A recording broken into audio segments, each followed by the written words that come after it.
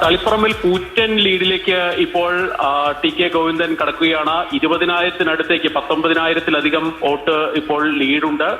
നിലവിൽ തളിപ്പറമ്പ് മുനിസിപ്പാലിറ്റിയാണ് എണ്ണിയിട്ടുള്ളത്. ഇനിയും ബൂത്തുകൾ എണ്ണാൻ റൗണ്ടുകൾ ബാക്കിയുണ്ട്. അതായത് 8 റൗണ്ടുകളായിട്ടുള്ളൂ, ഇനിയും ബാക്കിയുണ്ട്. ആന്തൂർ മുനിസിപ്പാലിറ്റിയിലേക്ക് കടക്കുന്നേ ഉള്ളൂ. എന്നാൽ പോലും കൃത്യമായിട്ടൊരു വിജയത്തിലേക്ക് തന്നെ തളിപ്പറമ്പിൽ ടി കെ ഗോവിന്ദൻ പോകുന്നു എന്നാണ് നിലവിൽ മനസ്സിലാക്കുന്നത്. അതായത് ഇടത് കോട്ടകൾ വളരെ വലിയ വിള്ളൽ തന്നെ ഉണ്ടായിരിക്കുന്നു. ഇടത് വോട്ടുകൾ ടി കെ ഗോവിന്ദനെ മാറിയിരിക്കുന്നു. സമാനമായ സ്ഥിതി തന്നെയാണ് പയ്യന്നൂരിൽ വി കുഞ്ഞികൃഷ്ണൻ ഇപ്പോൾ വിജയം ഉറപ്പിച്ചിരിക്കുന്നു. ഏതാണ്ട് 5,000-നടുത്ത് ഭൂരിപക്ഷമുണ്ട്. ചെറുപുഴ പഞ്ചായത്തിന്റെ അവസാന ഘട്ടത്തിലേക്ക് കടന്നിരിക്കുകയാണ് ഈ വോട്ടെണ്ണൽ.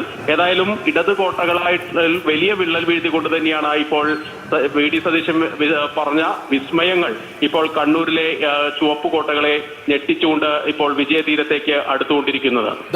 കുഞ്ഞികൃഷ്ണനും ടി കെ ഗോവിന്ദനും രാഷ്ട്രീയ അത്ഭുതമായി കേരളത്തിൽ മാറുകയാണ്. CPM-ന്റെ കോട്ടയിൽ കോട്ടക്കൊത്തളങ്ങളിൽ പാർട്ടി വോട്ട് കൊണ്ട്, കോൺഗ്രസ് വോട്ട് കൊണ്ടല്ല കേട്ടോ, പാർട്ടി വോട്ട് കൊണ്ട്, CPM വോട്ട് കൊണ്ട് മറുപക്ഷത്ത് ജയിച്ചു കയറുന്നു. 2 രാഷ്ട്രീയ അത്ഭുതങ്ങളായി മാറുകയാണ്. കുഞ്ഞികൃഷ്ണ വിജയം ഒരു ഘട്ടത്തിലും UDF അദ്ദേഹം പോലും പ്രവചിച്ചതല്ല, പ്രതീക്ഷിച്ചതുമല്ല. അവിടെ 19,000 വോട്ടിന്റെ വ്യത്യാസമുള്ള ഇടത്താണ് അവിടെ കുഞ്ഞികൃഷ്ണൻ വിജയിക്കുന്നത്.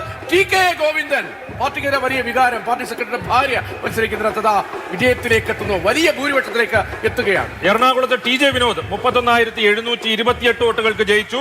മറ്റൊരു വിജയം കൂടി പ്രഖ്യാപിക്കപ്പെട്ടിരിക്കുന്നു. 31,728 വോട്ടുകൾക്കാണ് എറണാകുളം മണ്ഡലത്തിൽ TJ വിനോദ് വിജയിച്ചത്. ISJD സ്ഥാനാർത്ഥി അവിടെ മണ്ഡലം മാറി